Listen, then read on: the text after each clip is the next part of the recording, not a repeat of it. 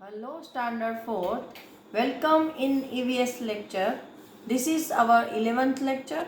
In previous lecture we have discussed about the animals which have ears, which have hairs, which have feathers, which lays eggs, which give birth to babies, etc. Now today we are going to discuss some more about these animals.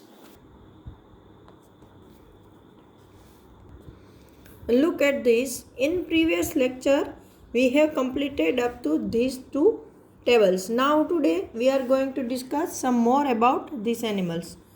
I am going to read this paragraph. Now look again at the table on the previous page.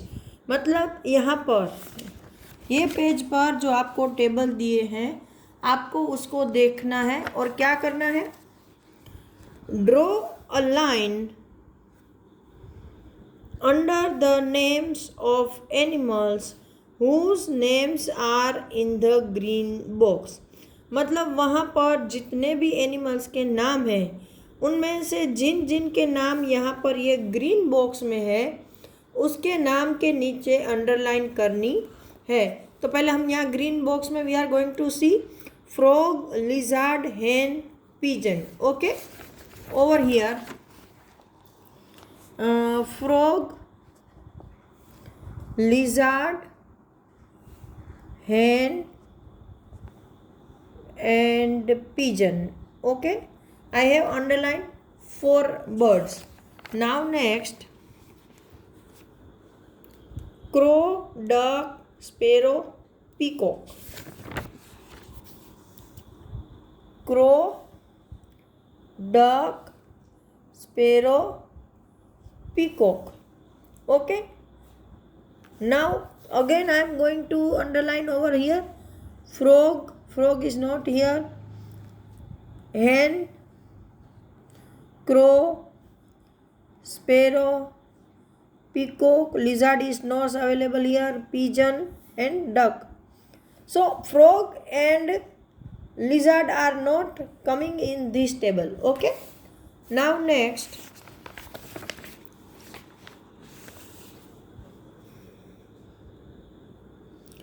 put a circle around the names of those animals whose name are in the red box. यहाँ पर red box में जिन animal के नाम है उनको circle करना है. तो fox, elephant, camel, pig. Fox, elephant, camel, pig. Now next, mouse, cat, buffalo, cow. Mouse, cat, buffalo and cow. We have done our work. Okay, now going to read another lines over here. So what did you note? तो आपने इससे क्या note किया? Those animal whose ears you can see have hair on their body. Look at this. यहाँ पर देखो, जिन animal के कान आप देख सकते हो उनकी बॉडी पर क्या है? हेयर है.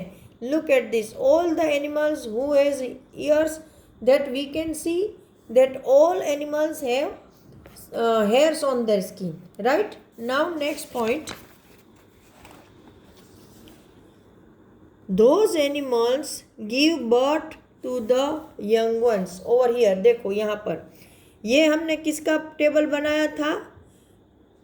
याद करो, बर्थ टू बेबीज. ये जो एनिमल है वो बेबीज को बोर्न करते हैं. इसका मतलब क्या हुआ कि जो एनिमल के कान हमें दिखते हैं उनकी बॉडी पर हेयर होते हैं और वो बच्चे पैदा करते हैं. Right, now next, those animals that do not have ears on the outside do not have hair on their body. यहाँ पर देखो, जिन एनिमल के कान हमें नहीं दिखते हैं उनकी बॉडी पर बाल नहीं है, फेदर्स है. क्या है? फेदर्स है. Mark this, feather. There is a difference between feathers and hair. Okay. तो जिसके कान हमको नहीं दिखते हैं उनकी बॉडी पर बाल नहीं होते हैं. यहाँ पर एक दो ऑप्शन है कि फ्रॉग और लिजार्ड, ये दो ऐसे एनिमल्स हैं जिसको ना बाल है ना ही फेदर्स है. ठीक है ना. These animal lays eggs. यहाँ पर देखो, वो सारे के सारे एनिमल कौन सी कैटेगरी में आते हैं? यहाँ ग्रीन बॉक्स में, कि जो अंडे देते हैं. इसका मतलब क्या हुआ कि जिस एनिमल के कान हम नहीं देख सकते हैं उनकी बॉडी पर बाल नहीं होते हैं और वो बच्चे पैदा नहीं करते बल्कि अंडे देते हैं. तो ये बात क्लियर हो गई दोनों. चलो next. Have you seen animals around your house और school that have small babies? Write their names in your notebook. कि भाई यहाँ पर पूछा है कि आपने अपने घर के आजू बाजू या स्कूल के आजू बाजू ऐसे एनिमल्स को देखा है कि जिनके बच्चे हैं, तो उनके नाम आपको नोटबुक में लिखने हैं. तो मैं यहाँ पर कुछ लिख रही हूँ, आप नोटबुक में, वैसे तो मैं PDF भेजूँगी. तो भाई हमारी स्कूल के पास काऊ और उसके बच्चे हैं, बफेलो है ना.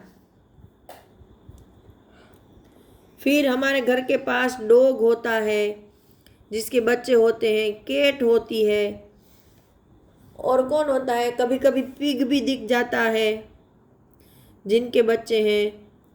तो इनके बच्चे हमने देखे हैं. Right. Now next. Have you ever kept a pet? आपने आज तक कोई पेट मतलब अपने घर में पालतू जानवर रखा है? Does anyone you know keep a pet? चलो, आपने नहीं रखा हो तो किसी ऐसे इंसान के बारे में जानते हो कि जिसके यहाँ कोई पेट हो? Find out more about the pet. तो उनके बारे में ज़्यादा जानकारी इकट्ठा करो. तो यहाँ पर है विच एनिमल इज़ इट. तो मैं अगर अपने बारे में लिखूँ तो मेरे घर पे फिश है. It is fish. Does it have a name? No. मेरे पास 3 फिश है लेकिन कोई नाम वैसे मैंने नहीं रखे हैं, लेकिन उसको कुछ बोलते हैं, वेल या ऐसा कुछ. Who gave it this name? मतलब यहाँ पर पेट नेम देने की बात हो रही है. तो नो वन. और अगर कहीं किसी और के बारे में लिखो, देखो यहाँ नो आ रहा है, तो मैं इसको छोड़ देती हूँ. और मेरे पड़ोस में एक इंसान है जिसके पास डॉग है, क्योंकि इसमें फिश में तो कुछ ज़्यादा है नहीं तो लिखने जैसा नो आएगा. तो डॉग के बारे में लिखते हैं. तो इट इज़ अ डॉग. मेरे पड़ोस में एक है पड़ोसी, उनके घर में डॉग है. Does it have a name? तो कि यस.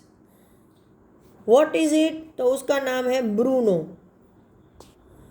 उसका नाम ब्रूनो है. Who gave it this name? तो their sun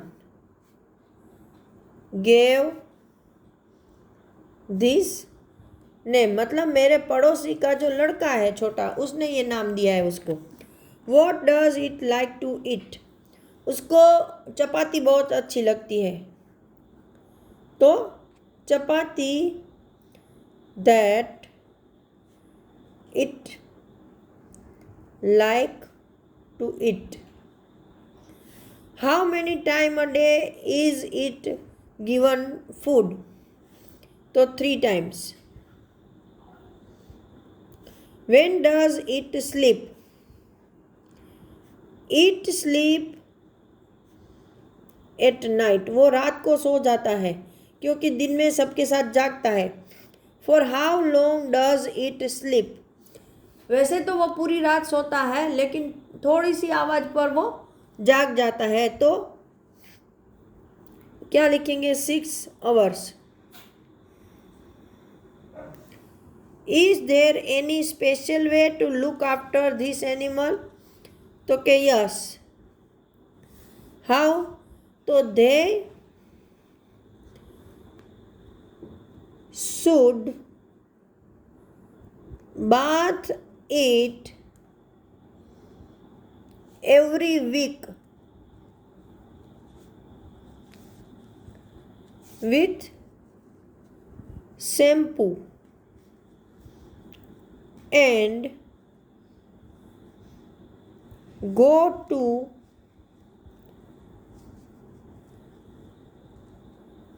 animal doctor once in a month. भाई उनको है कि वीक में एक बार उसकी पूरी बॉडी को साबुन से नहीं, शैम्पू से उसको नहलाना पड़ता है अच्छे से। रोज़ तो ऐसे पानी से नहला देते हैं तो चलता है, और उसके बालों को कंघी कर, उसके जो फर है उसका, मतलब उसकी बॉडी पर जो बाल है उसको अच्छे से कंघी करके देनी पड़ती है, उसको पेडिग्री देना पड़ता है। एक मंथ में, एक महीने में एक आध बार उसको जो एनिमल्स का डॉक्टर होता है जिसको वेट बोलते हैं उसके पास भी लेके जाना पड़ता है। तो आगे का क्वेश्चन एक बच गया है, does it get angry when? तो कि यस, वो गुस्सा होता है। तो कभी कभी होता है, कब होता है? तो कि व्हेन इट सी एनी, उसको तब गुस्सा आता है जब वो किसी अजनबी को देखता है।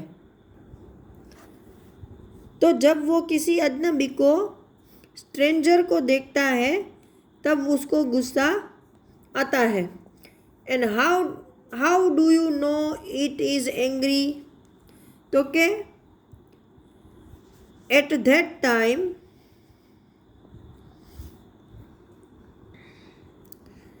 इट बार्क्स, मतलब वो उस टाइम जोर जोर से भसने लगता है। तो आज का लेक्चर यहीं पे हम ख़त्म करते हैं। नेक्स्ट लेक्चर में हम आगे के क्वेश्चन डिस्कस करेंगे। तब तक के लिए गुड बाय टू एवरीवन।